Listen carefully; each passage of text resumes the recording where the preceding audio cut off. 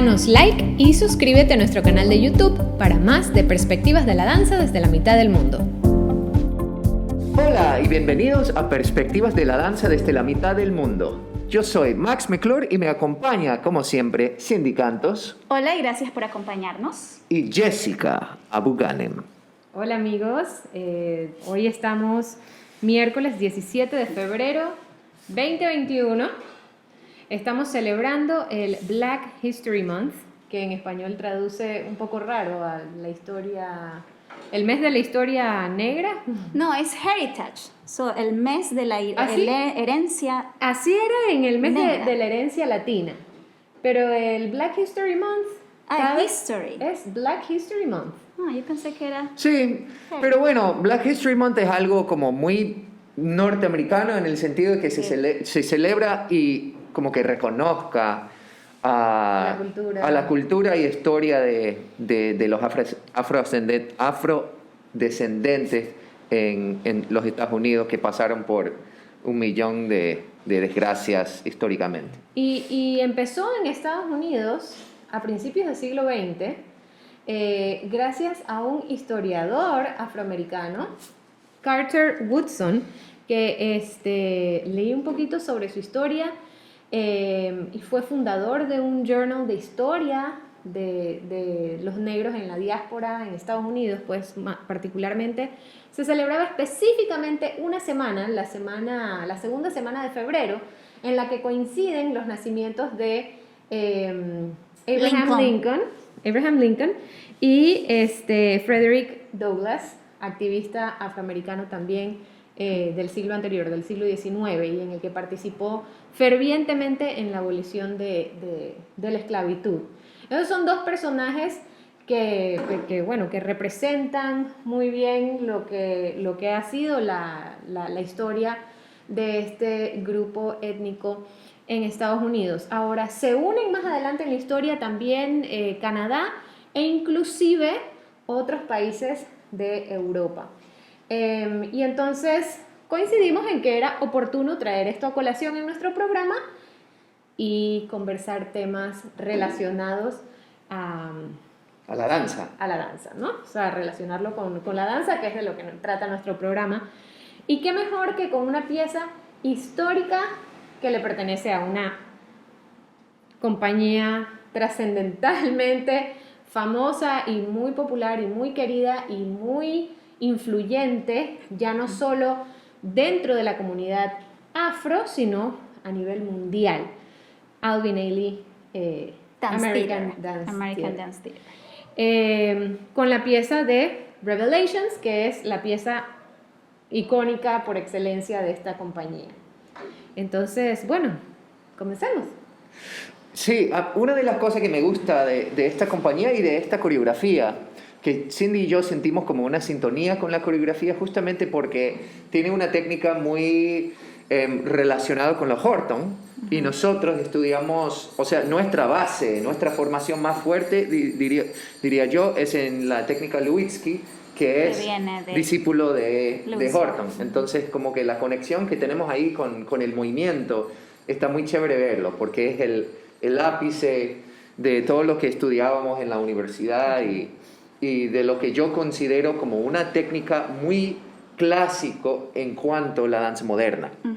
Y para aquellos que no saben también un poco, si es que no saben quién es Alvin Ailey fundó Alvin Ailey American Dance Theater en 1958 y él fue un director, coreógrafo, bailarín y activista afroamericano que pues fundó esta compañía. Luego de eso él le cedió la dirección a Judith Jamison, me parece que es su apellido, su nombre es Judith. Y ahora, sí, Judith Jamison. Y ahora, en la actualidad, el director es, y siempre me olvido de su nombre, Robert Battle. Es el de la batalla, Battle. De la batalla. Dije, siempre tengo que hacer una conexión con su apellido porque se me olvida. Pero ¿Robert Battle sigue siendo el director? Sí, actualmente sigue siendo el director. Y los tres han tenido un éxito como directores de la compañía, o sea, cada uno... Los directores no siempre son coreógrafos, pero en el caso de Alvin Ailey siempre han sido coreógrafos maravillosos. Pienso que están alineados con esta visión del fundador, ¿no? En este caso Alvin Ailey.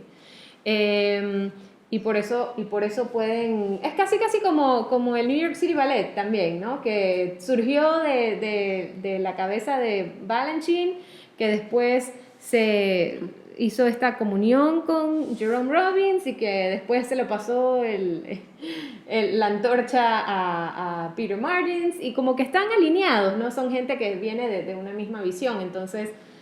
Pero es que ellos saben a quién pasarle la antorcha. Claro. Sí, como siempre hablamos, nosotros uno de los temas que siempre tocamos en nuestro podcast es la gente correcta sentada en el puesto correcto. Ellos han sabido a quién dejar sentado en su puesto. Yo sé que tú tienes unos datos curiosos que quieres compartir, pero como para dar un contexto personal de esta coreografía, siendo norteamericano, hablando con mi maestro, mi primer maestro, Tom Lewis, que los dos lo conocen, tú lo conociste una vez. Hablando con él de esta coreografía, me decía que si hay una coreografía, si hay una pieza de danza que no es solo un icono, sino que representa la danza norteamericana, la danza escénica norteamericana, esto podría ser. O sea, una coreografía representativa de la cultura, de un fenómeno, de la técnica, de todo. Esta coreografía podría ser esa. Y tú la viste en vivo, pieza. Max, ¿verdad? Yo la he visto en vivo. Ahora, cuando yo lo vi, no tenía idea de lo que estaba viendo. Vi a la compañía Albanelli cuando tenía, digamos, no sé, 16 años, 15 años. Era muy joven cuando lo vi. Igual, una coreografía impactante. Yo me quedé con las imágenes, pero no entendí que era una coreografía que tiene su historia. No conocía a Albanelli, no supe que era un coreógrafo así importante como lo es. Entonces yo simplemente apreciaba los bellos bailarines.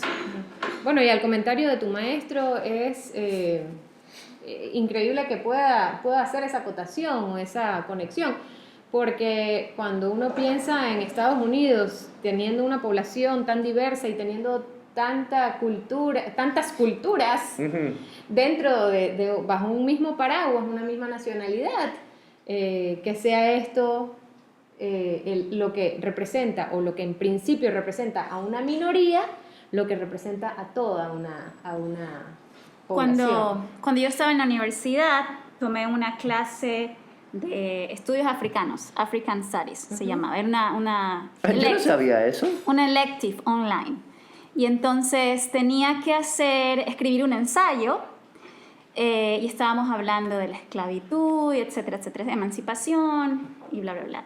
Y tenía que escribir un ensayo sobre lo que yo quisiera y cómo yo relacionaba los temas de la clase con cualquier cosa. Y entonces yo escogí Revelations.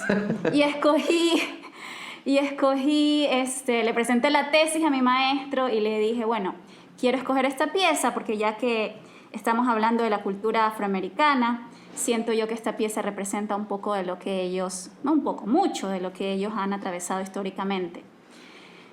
Las tristezas, las penas, las súplicas, la alegría, el júbilo, la esperanza, siento que todo esto se ve en cada uno de los movimientos y las frases y las partes de la coreografía. Entrando ya un poco a Revelations en sí, porque siento que el movimiento de estos bailarines y su interpretación me lleva a ver eso, ese sufrimiento, esa esperanza por días y épocas mejores, ese júbilo que ellos tienen al bailar y estar en grupo y moverse juntos.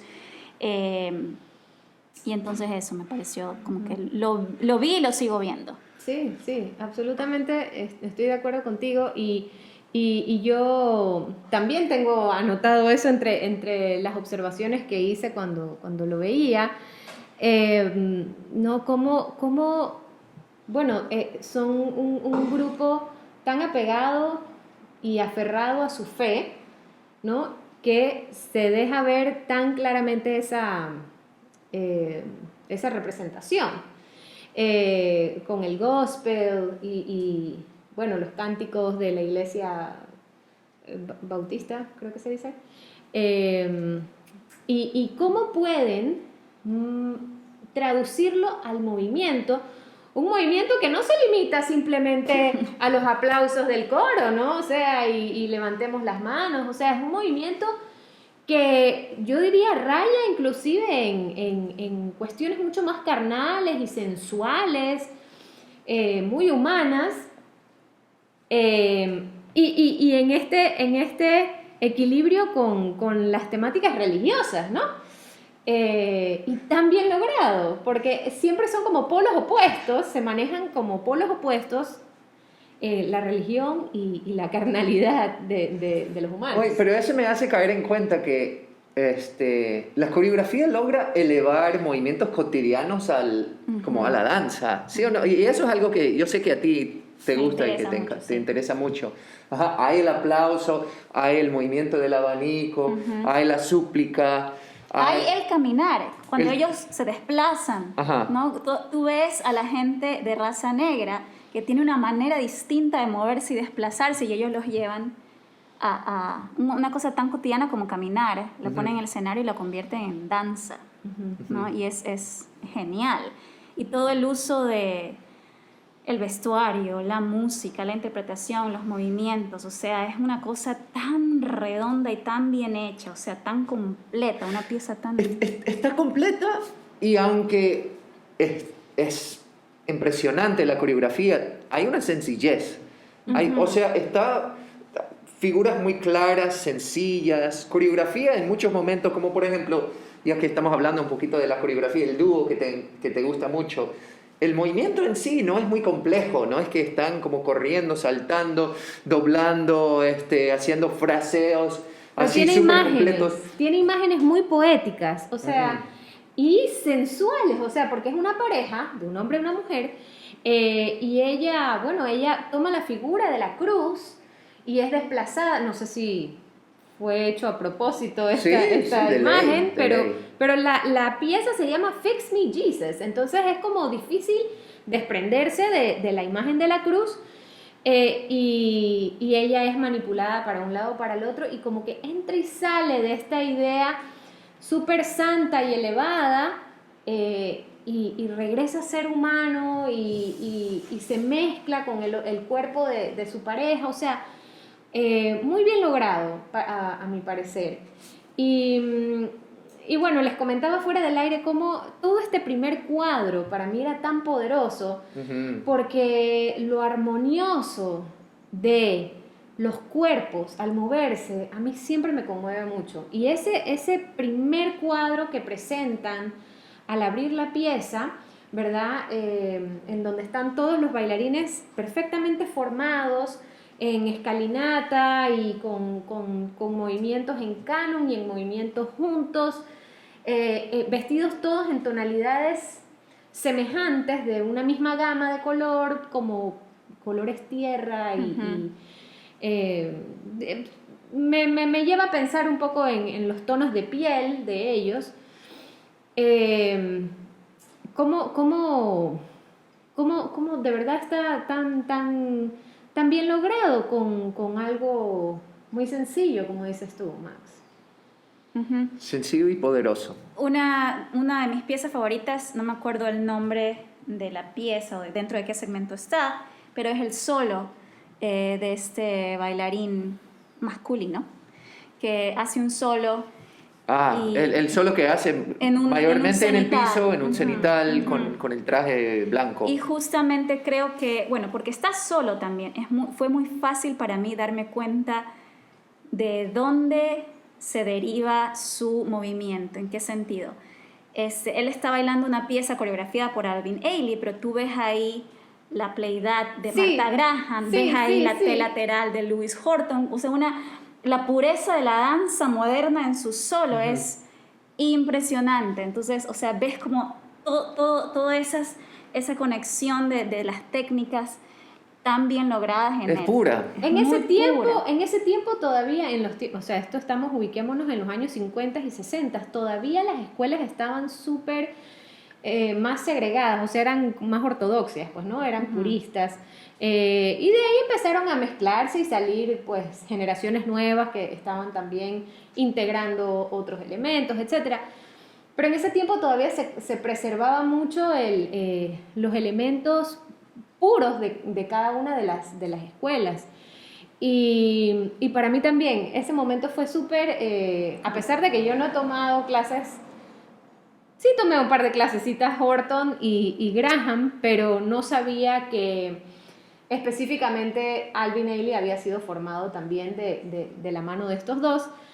Y me hizo mucho sentido al verlo plasmado ahorita, como que hice esa conexión, ¿no? Y qué lindo, o sea, qué bonito. Y bueno, eso también le da como toques de autenticidad y de inmortalidad en el tiempo a la pieza de Revelations.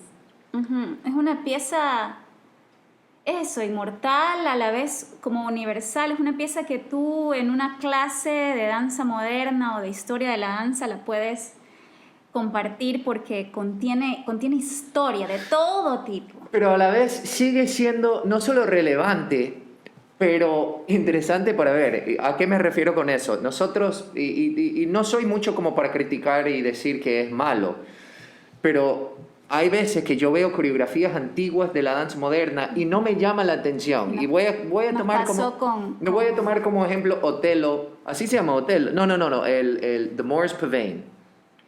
El Morris Pavane, no sé traducirlo, pero es una coreografía famosísima de José Limón, que se trata de una adaptación de la obra de Otelo.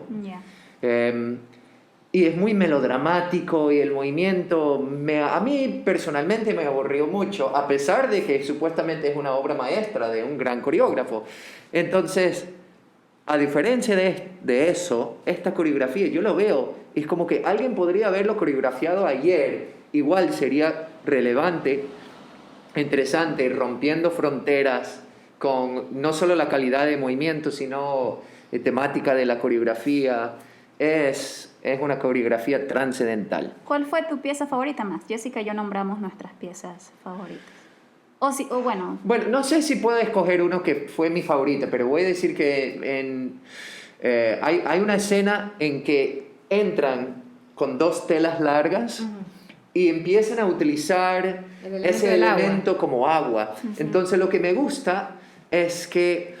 lo lograron. No. Lo que me gusta esto es algo que aprendí de Lucho Muecay, que si vas a utilizar un elemento de utilería o de escenografía, que en este caso sirvió para las dos cosas, utilízalo, no lo pongas ahí por gusto, ¿sí?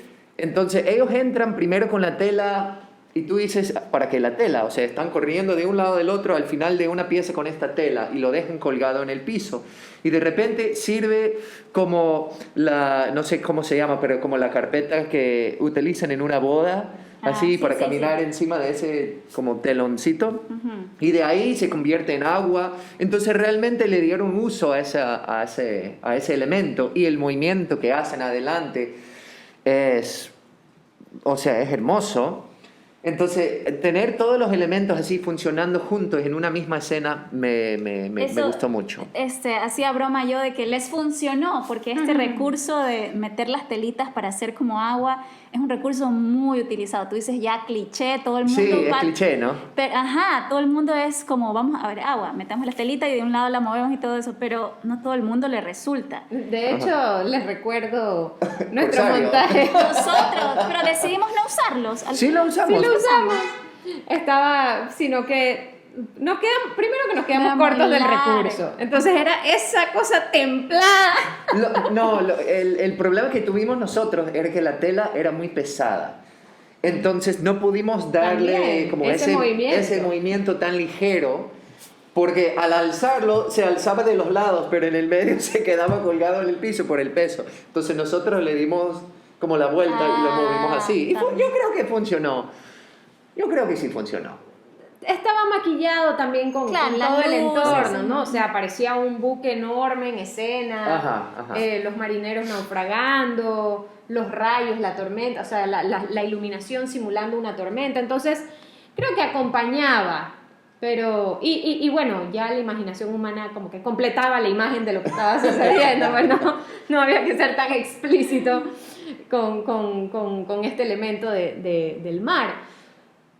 Pero creo que, pues en el caso de Revelations, en esa puntual escena que tú nombras fue muy bien lograda, tanto por la calidad de la tela como la extensión, el manejo del recurso, porque nosotros estábamos escondiditos atrás del telón y sin embargo ellos no tuvieron miedo de salir corriendo como parte del asunto. Sí. Como de Garland.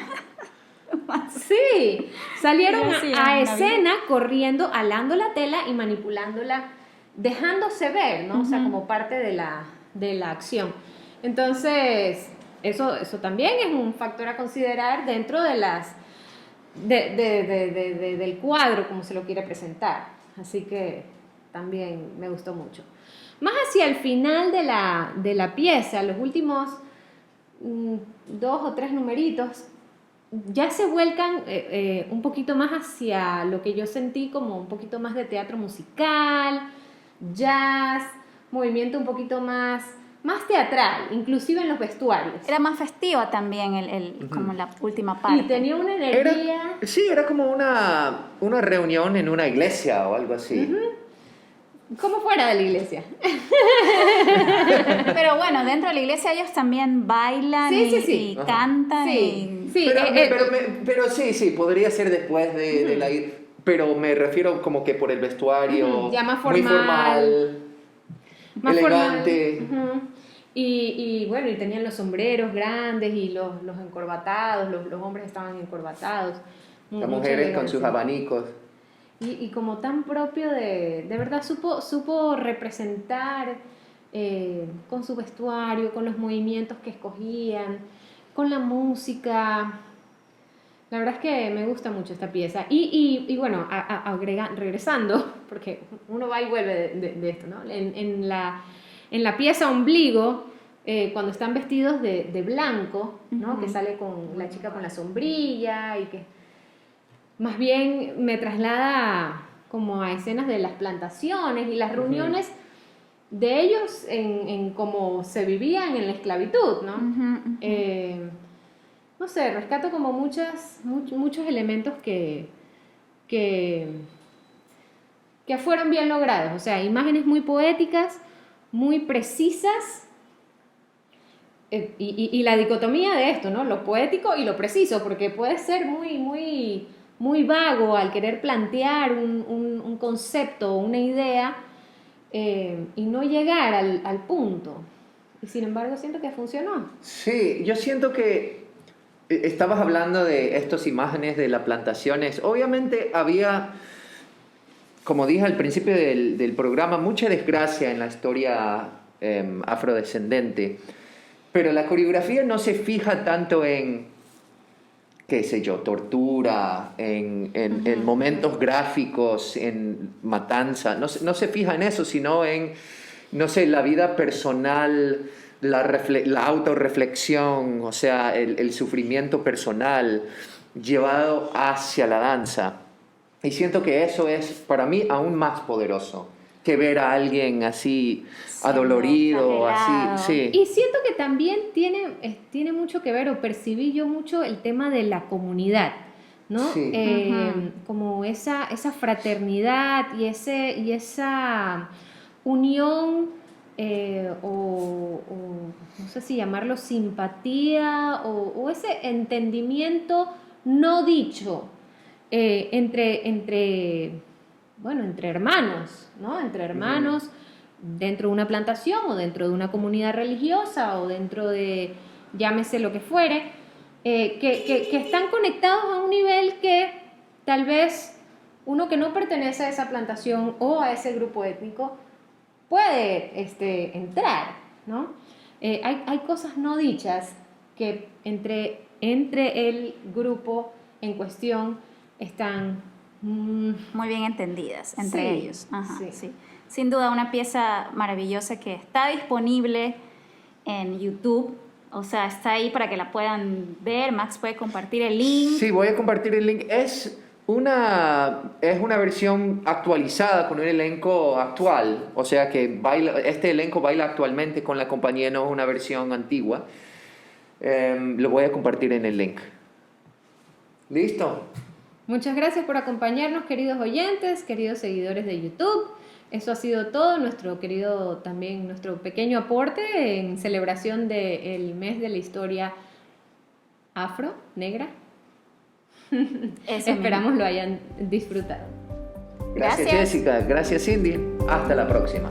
Perspectivas de la danza desde la mitad del mundo es producido por Enavan Productora. Nos dedicamos a promocionar la danza a través del diálogo y la reflexión.